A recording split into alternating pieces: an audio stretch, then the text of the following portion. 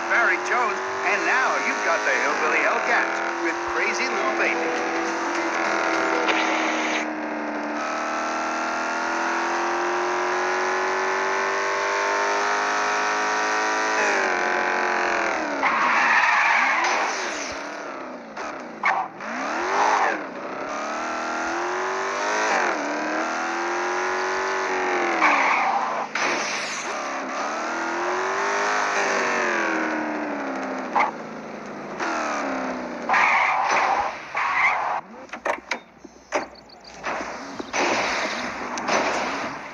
Down of the hippest things to do in Vegas.